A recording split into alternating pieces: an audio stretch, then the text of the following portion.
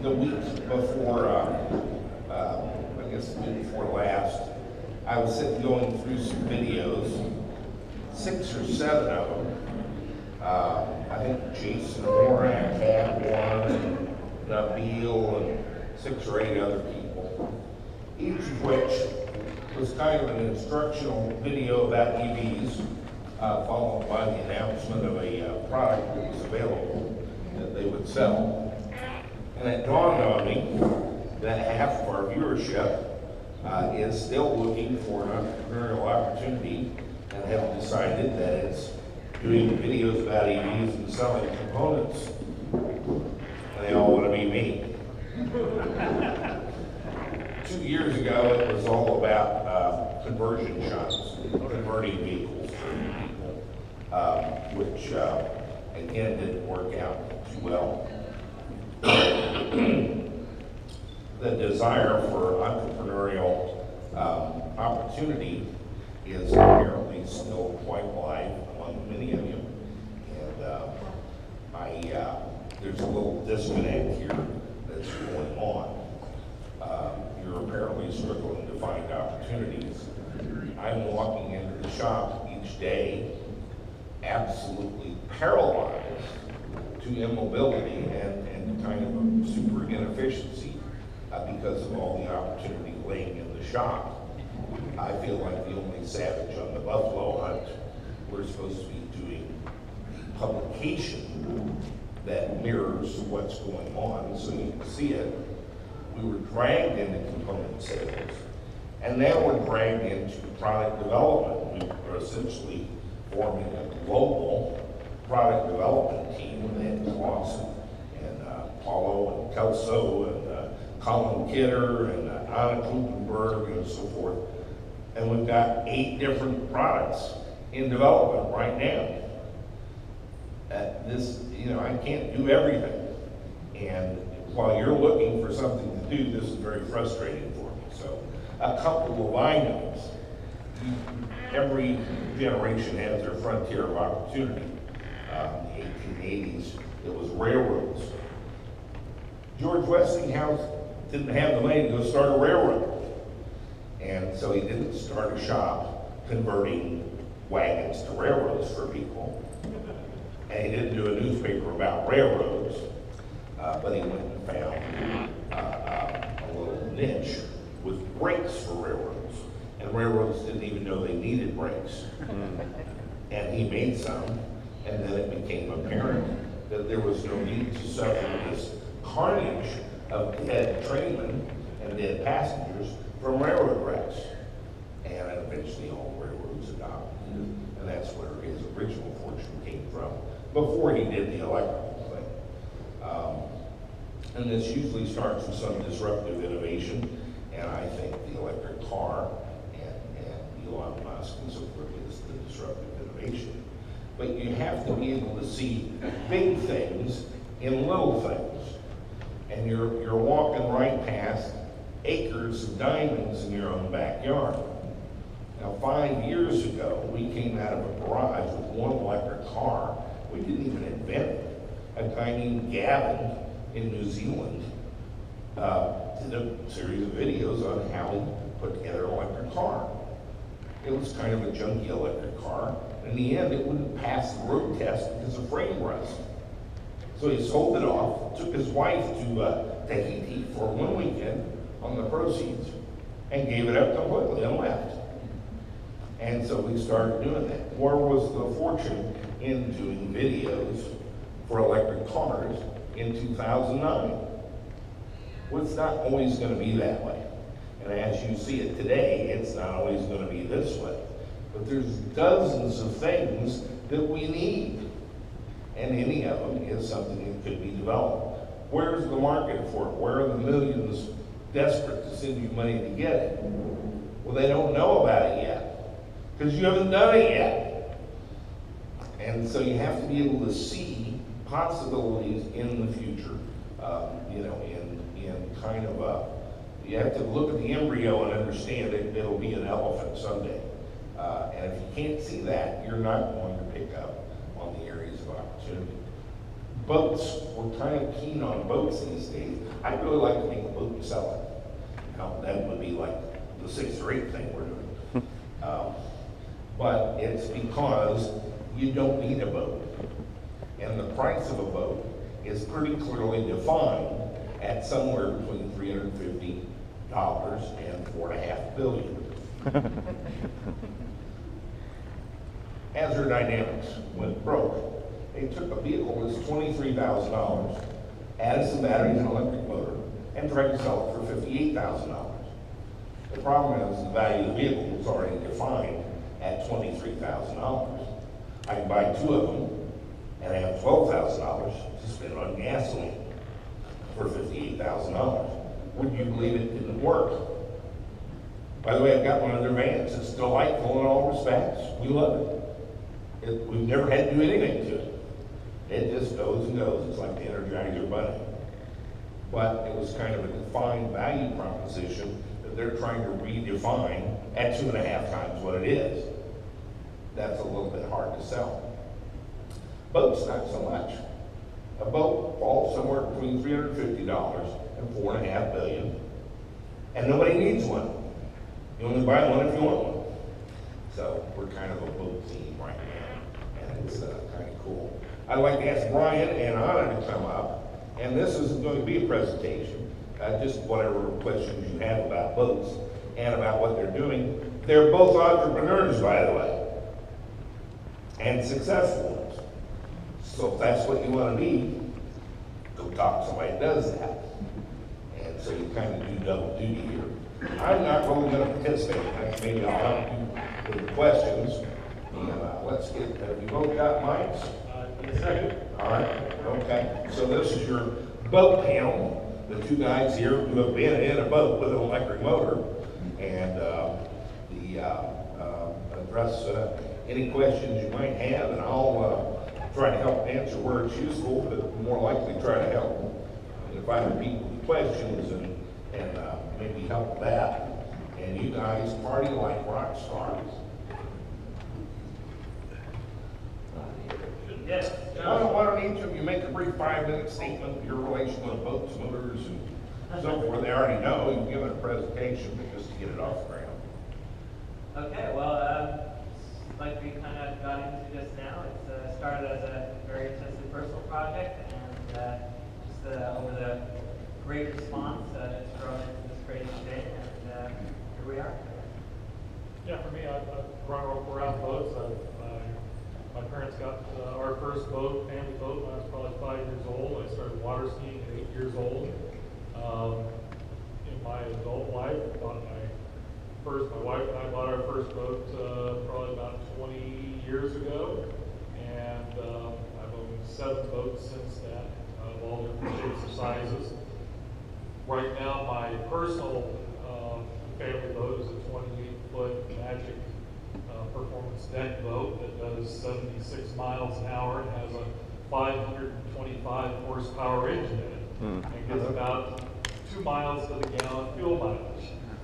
Woo! I justify having that because I drive an electric car every day of the week. I'm neutralizing my carbon footprint, if you can possibly do that. So, we had been contacted many times over the years, people wanting to do boat projects, and what I know about boats is it takes an extreme amount of power and to make them do anything, and so we've just kind of always shied away from it until I saw on his video last year. It was like, I gotta get me a boat for nothing else, but it just looks like a lot of fun, and now it's just going to be a challenge dealing with the things that come out of this. We were having a conversation in the back just a little bit ago. Electrical noise in a fiberglass boat is immense. It's a technological nightmare dealing with the electrical noise. So that's something that hopefully we can overcome and help everybody else that wants to do something like that. I mean, I'm assuming it might even be the same type of situation in a fiberglass car, where you're lacking that huge ground shield around everything. And so, I mean, I love boats. You're on the water constantly, and an electric boat is just seems like a lot of fun to me. Well, let's start with the why and whether. You've each had powerful boats in the past that ran on petrol. Now, unique among us, you've each driven a pretty powerful boat on electric. Is the experience worth the pain? I mean, is it different? Is it additive, or is it just another boat? To speak towards that, we did our first paid-for-ish commercial last year. I come out and say we're not just making boats cleaner, we're making them better, and it really is the case on all fronts. The reason we're out there generally is to get away from the hustle and bustle and having to. And in a boat, it isn't about getting to B, it's about being in the boat so that you can go from A to A or just go nowhere fast. And to have 700 or 800 RPM of idle saying, no, you can't relax. And also to know that you're there to have your grandchild swim around the boat or your kid, or you're there to eat the fish and run the most modern, most clean turbo diesel in a bathtub. They'll go around like that. So having all these things together, and if you've done it yourself, add on the intense personal pleasure of having done it yourself. Oh man, is that even And it's similar to the EV drain you get when you drive your electric car. You know, I've driven some really fast gas powered cars, really powerful, but I get a bigger smile on my face when I drive my Seymour. Yeah, because it's That's what I'm asking. Do you get the same juice from the boat? It is very similar for me. The same type of thing. It's like, is it as powerful as my 525 horsepower? No, it's not. Does it go as fast? No, it doesn't. But just when you hit that throttle, you hear that whine, and it puts you back in the seat, and before you know it, you're up on a plane, and it's just silence. And it's like, yeah, I built this. Yeah, it's an awesome feeling. Questions?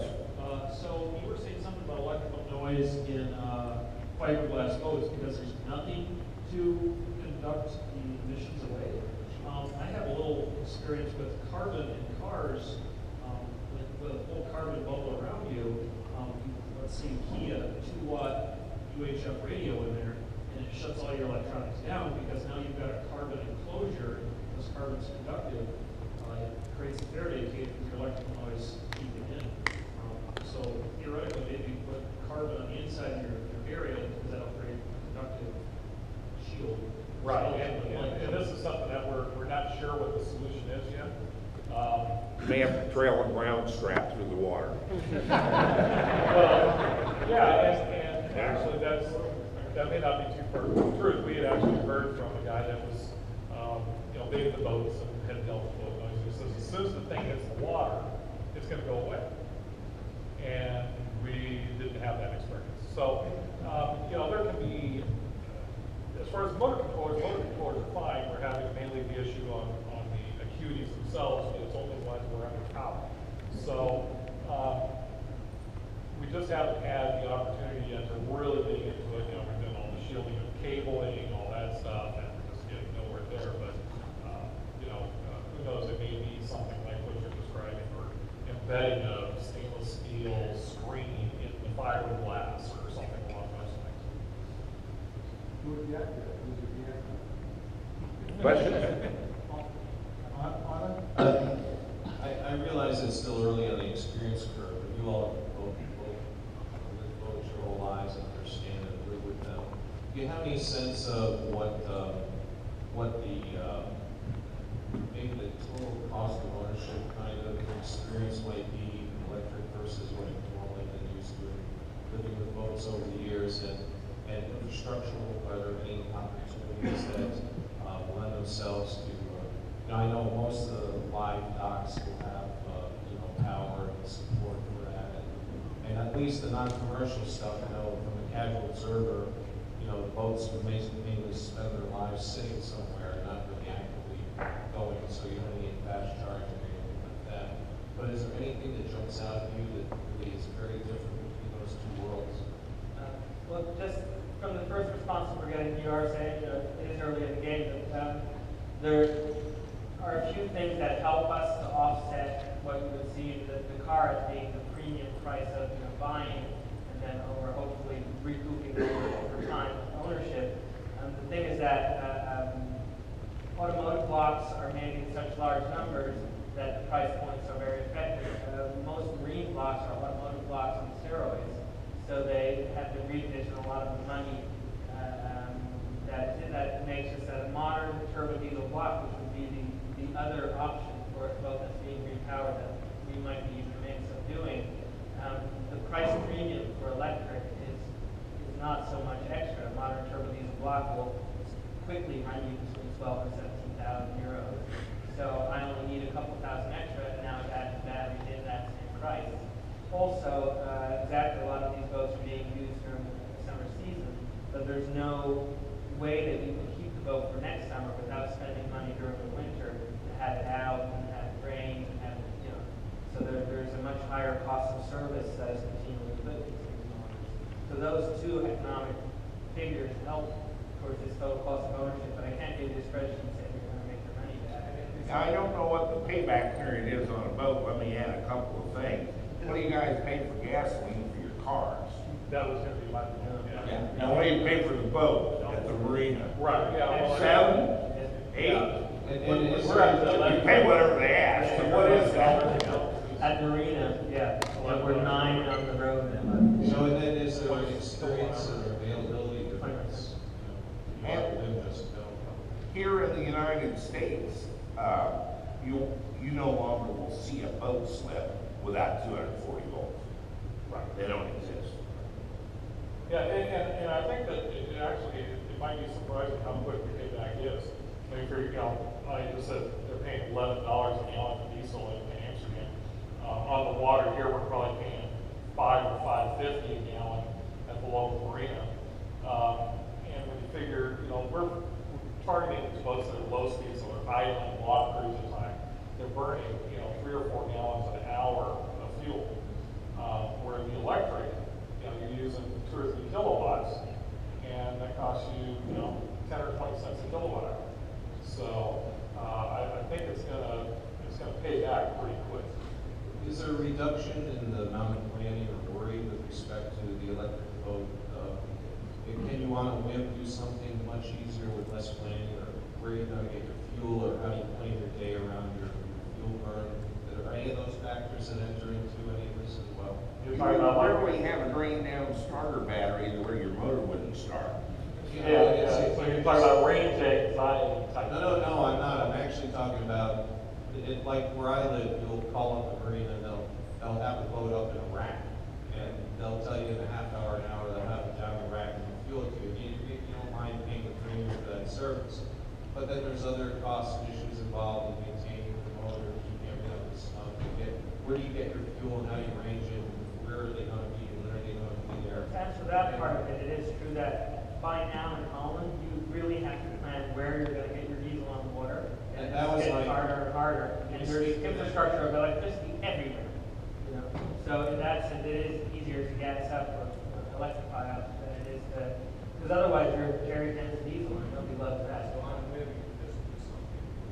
Yeah, I think that, like the winterizing of a boat in areas where there's, harsh climate in the wintertime, where you do have to pull them out. You do have to bring all the fluids in. Before you put it in the water for next season, you got to change the oil, you got to change the fluid, you got to, you got to go through this process that can be very expensive. Where an electric, you pull it out, drop it in the water, and you go. These guys are both coastals, although I alluded to it in the city of Amsterdam, some future regulation. Here in the heartland, we have all the lakes, and they tend to build houses around the lakes. Now, this is kind of mystical to me, but you buy a house around the lake and then complain about motorboats. This is an American approach to life somehow. But increasingly they're winning, and lake after lake after lake by the thousands are going to horsepower restrictions, 2-cycle restrictions, and in some cases no gasoline motors allowed.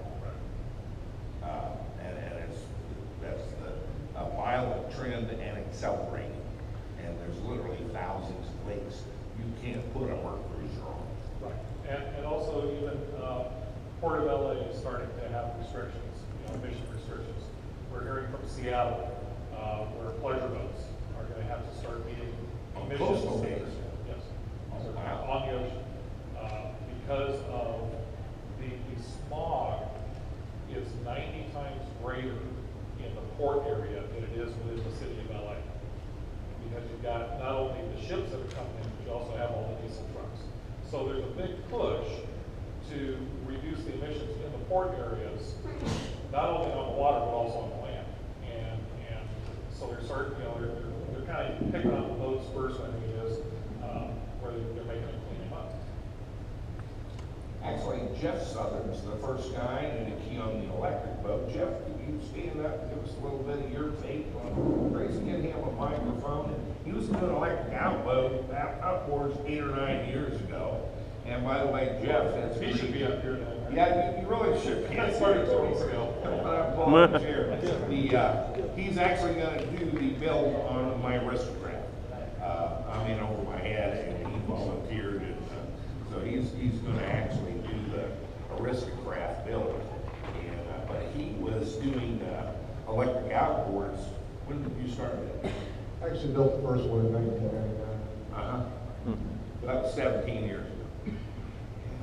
And did Briggs and Stratton and you and a design and. Actually, what happened is I started taking the Briggs and Stratton 5 horsepower motor, taking the power head off, sold it on eBay.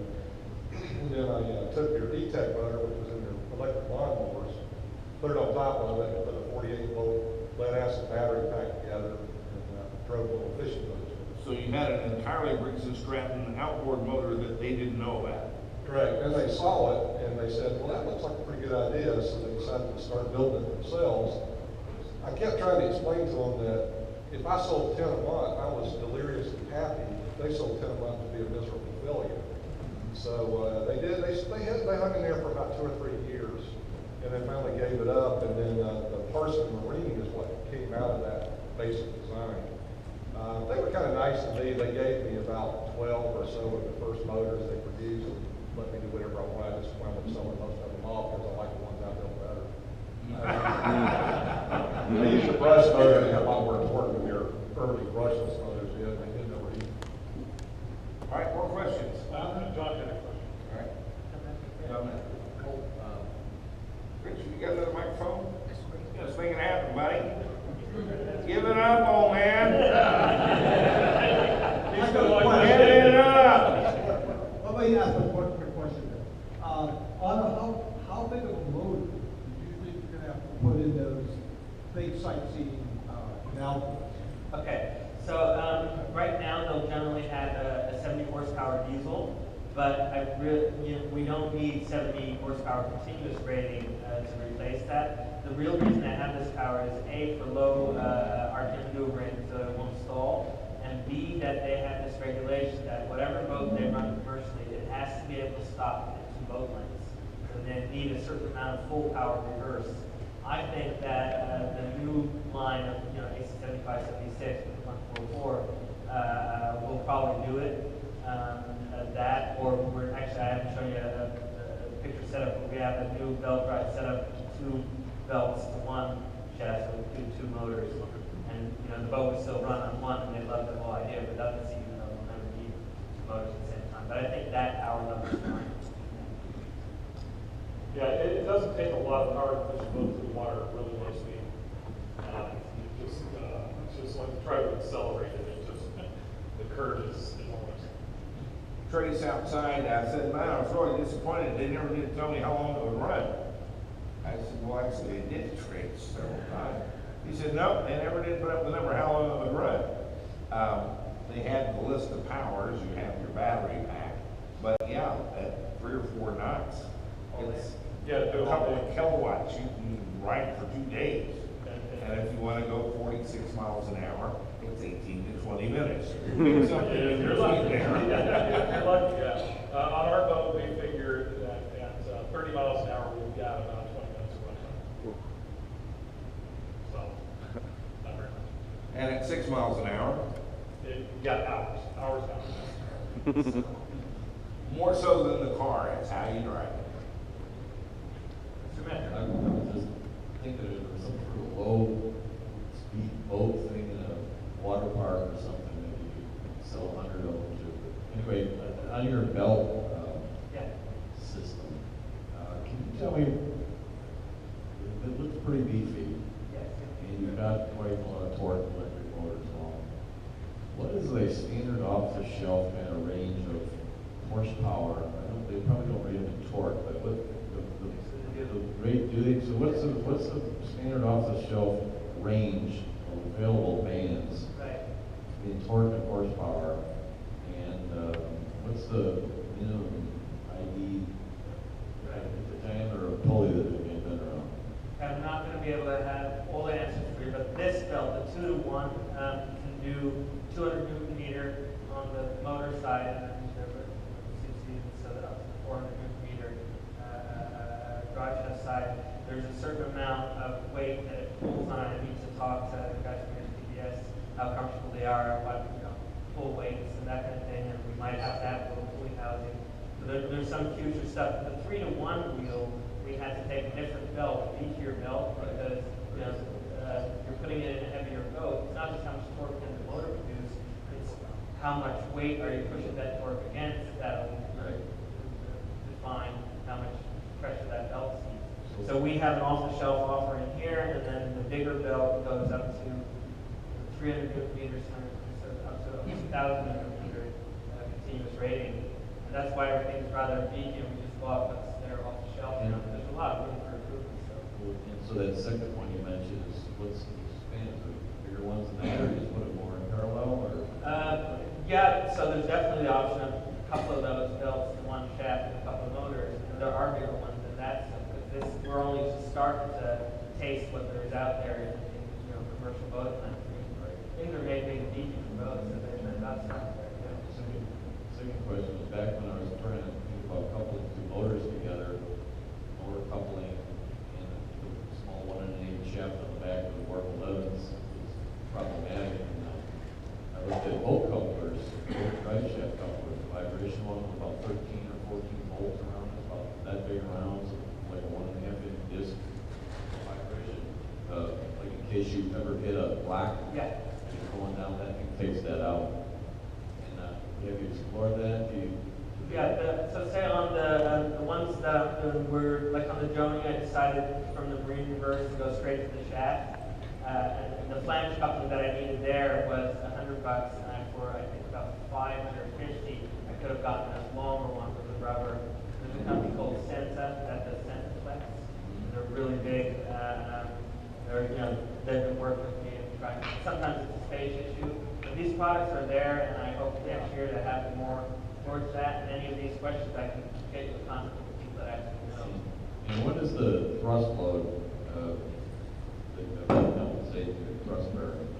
Oh, so on that thrust, I know that the one that we have, we put in the weights of the boat. We can go up to, what was it? I think 4 kilonewton for the one that we're putting in the dash boat.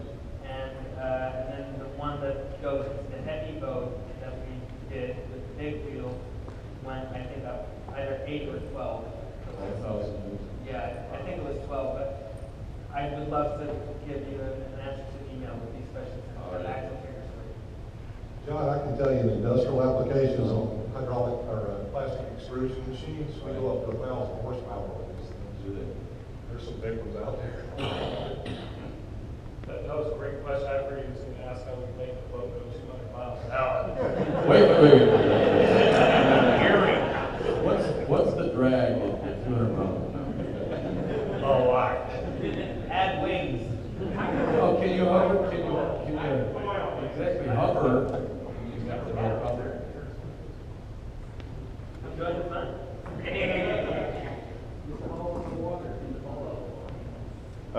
I'm guessing it's probably limited by battery size and capacity and weight, but what about like personal watercraft, little ones like jet skis and stuff, maybe the bigger jet skis? Yeah, that's worse. Yeah, because when you consider your average Sea-Doo anymore, I think the base model is 155 horsepower. Wow. They go clear up to 250 stock from Sea-Doo. Oh. And, you figure that 250 horsepower, it's only 900 pounds, and they'll do 60, 65 miles an hour. That's a lot of horsepower for that little bit of weight.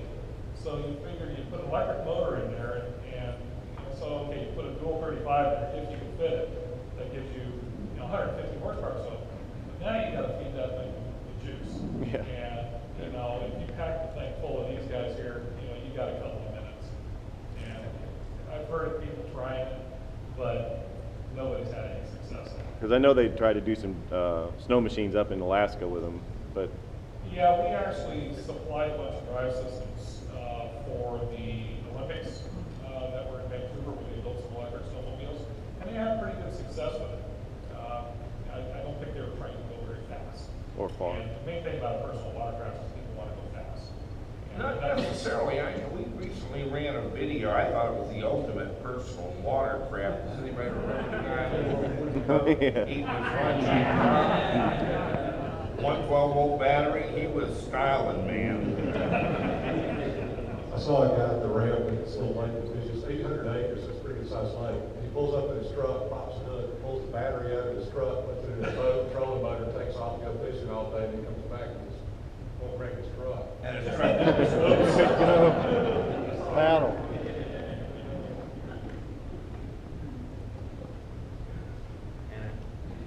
Oh, Yep. and, for the channel crossing, what is, your expected continuous duty on that? And the second part would be Brian's response on his current motor, and do you think he should upgrade to the oil? You all mentioned sweet spot in there Right, somewhere. so How for that me, goes. exactly, that sweet spot on the belt, so you come up on our plane and you're tooling down to see what GPS you're not sagging into the water yet, and so it's, for that hole, it's what we call 40 kilometer an hour, so it's called 27 mile an hour, and I was doing a 40 kilowatt draw, and I knew that just wasn't good, I wasn't gonna be able to get the battery power and the thing, plus I had all the vibration and noise just telling me that things weren't right. Now with the new belt drive setup, that same speed is costing me 22 kilowatt given the right water conditions. So if you're fighting current and wind, it goes up to 30 real quick. But if you're in the sweet spot, it's about 22 kilowatt continuous. I'll have about 30 kilowatt hours, of which I want to use 80%. So I'll be doing a couple more trials on calmer inland waters to know that I have the full length. As to speak towards like overheating and that kind of thing, I haven't been as dutiful on data gathering. Sorry, but I knew that at 40, I could gather data all I want. It's just going to tell me not good enough. At 22, doing 5,500 RPM with AC 35 times 2, I think it'll last for an hour, but I am rather partial to it. So, tell me if you think it'll last. Well, the continuous power out of the motor is going to be higher with the oil cool. Sure, yeah. So With the air, 22, 25, we're around the spot. yeah, as long as you're up around 5,000 RPM. Right. Yeah. I'm thinking we have the sweet spot worked out with this. And I think that was what you had going on before when you're doing direct drive. Yeah. Is you're trying to push the boat at the same speed, but half that motor again. And really the ratings of motors, and this is why we posted all the graphs on our website. When you look at the continuous rating of not only these motors, but it goes with DC motors too, is in low RPMs, you don't get a lot of continuous horsepower. They're torque machines. So if you want more horsepower out of it, you got to increase the speed and reduce the torque, because it's torque that creates the heat. Probably 80% of the heat is created by torque. So that's why I would say, gear ratio is your friend. Crank the RPMs up, get it up to 5,000, 6,000 RPM, and reduce that torque load. And then that in turn is going to reduce the heat of the motor, because it's just working a lot easier. It's the same thing we learned with DC motors and to a lesser degree the AC motors on the road. It feels great to drop it into overdrive and make all that noise go away, but you just doubled your current through the motor. And that's actually what makes the... Yeah, current is translated, current on the motor side of things translates to torque. So, yeah, if you double your RPM, you cut your torque in half, you also cut your controller current in half. So that's a twofold thing. You produce less controller heat as well as less motor heat because you're less torque load, also less copper heat. So for our boat, when I was doing 40 kilowatt at 3,000 RPM, it's no go. 22 kilowatt at 5,000 RPM, and it was a shot, baby. Oh, yeah, I just love it. Question is, you said that they're establishing this category Again, it's, yeah. less than an hour. They give you an hour time stamp. Where do you think you're going to come in as far as, what do you think you're going to do as far as time?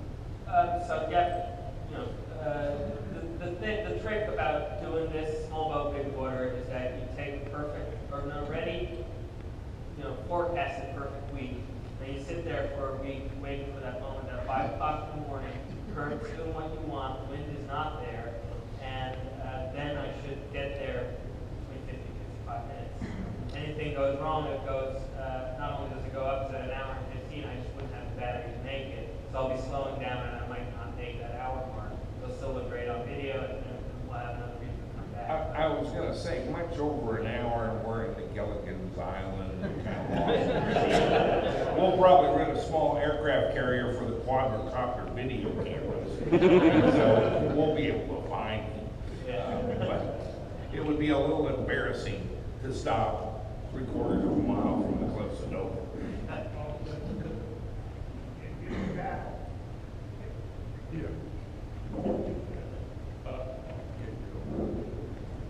I had a question for you. Have you talked to any of the tour boat operators in Amsterdam about how they feel about converting their boats to electric?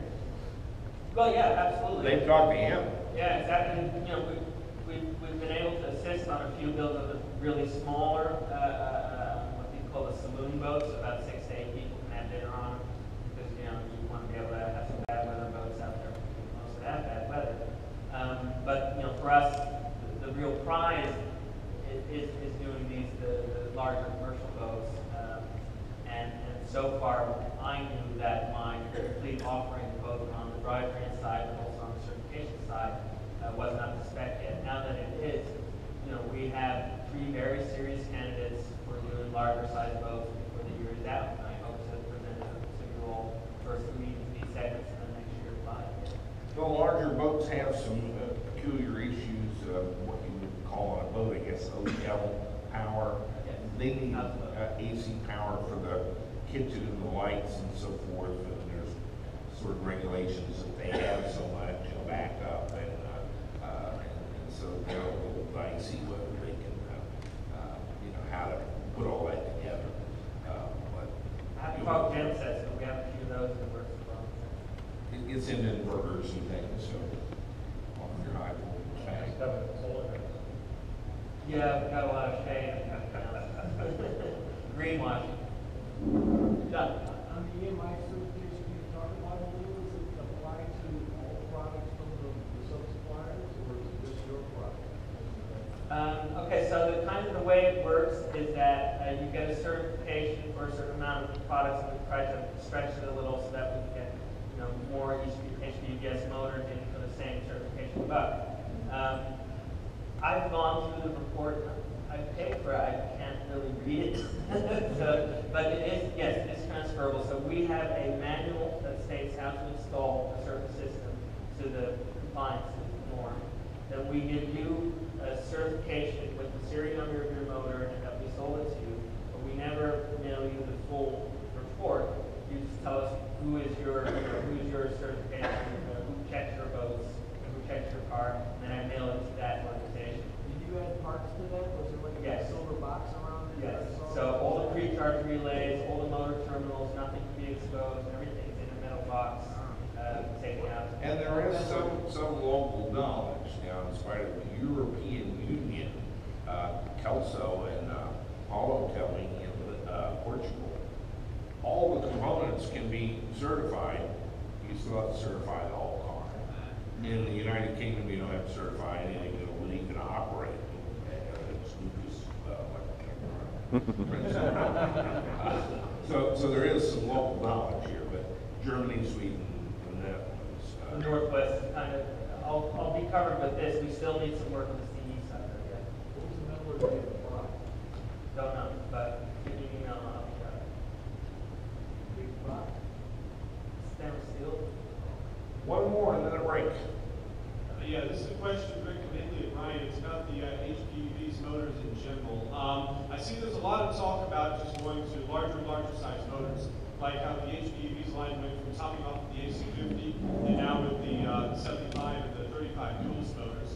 And it seems like there's a lot of talk about putting, say, 2 and even 3 motors all connected together in one shaft. I'm kind of wondering if it's going to get to the point where it makes more sense just to simply make a bigger motor. Because not only is there seem to be demand for just more and more power, but also there's the simplicity aspect of things. Because I know, you're talking about making boats for commercial operators. I imagine commercial operators would be very concerned about the reliability of the system. And it's very important to make it simpler, just to be sure that it can stay in service so they can continue making money. So I was wondering if you could comment on whether it's worth simply going to a larger size of motor, or if there are any plans like that in the works. Well, when you consider, 12 years ago, we started out with a golf cart motor. And, now we've progressed to what we have now, like the EC75, 76. Our main problem with going bigger is we're really limited by the power of the controller. So, we really stick with the Curtis controller because of its flexibility, its programmability, its size, reliability. And Curtis is a huge company. We know they're going to be there, a year from now, 10 years from now. So we've kind of gotten to the point where the power rating of the motor has exceeded the power rating of the controller. So that controller is 75 kW, and that's it. That's all the power we can get out of it. It doesn't matter how big of a motor we build, we can still only get that amount of power. In fact, on the oil pool, in the dyno tests, especially at lower RPM, we were exceeding with the motor what the controller can do continuous. So motor, cranking out power, not a problem. Controller, right at max temperature. So we're kind of at the point now, without a bigger controller, there's no point in going to a bigger motor. That's why we did the dual. So that way we can double our power. That brings up a follow-up question. Do you see an upper limit on the number of controllers you can put on one shaft? Long enough, boat. Well, there's maybe like a triple or say A quad, the motor. You've got some mechanical issues with that. The first one that comes to mind is the flexion of the shaft. You'd have to have a larger diameter shaft. Yeah, like on the dual now, the shaft in the middle between the rotors is 2 inches in diameter. So we did that for a couple reasons. One is we don't want the shaft deflecting because you got all that magnetic pull in there, that's cranking on that rotor, and there's only 10 thousandths of an inch between the rotor and the stator, and so you can start getting magnetic, deflection on the shaft, and also how would you assemble it? You got to put that rotor on there. You want it beefier in between the rotors, so you can't stack more than 2 and have the shaft larger. So you got to connect them externally. Right, we hadn't discussed this, but if you did want to offer an HPVS direct EVCON show special, this would be a good time to mention it. And if it was significantly higher, one of these songs, world we match.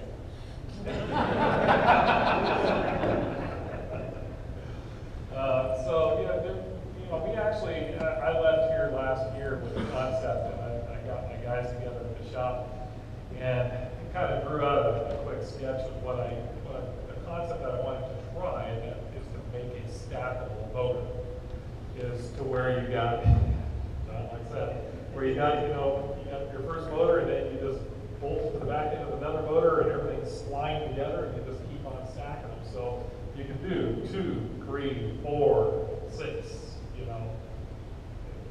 And then be able to stack them vertically like Legos. Yeah. Build things out of The main problem is, and I hate to throw the dirty 3-letter word OEM, but that's really what we have to drive some of this stuff. And what enables us to do what we do in the hobbyist market is what we do for the OEMs. And we're not talking General Motors, Chrysler, or anything like that. We're talking, mining companies that build 20 vehicles a month that use our motor. And that gives us some volume to where we can get the price down on the components that we're using. And we can adapt those same components to be able to bolt an AC50 in a car.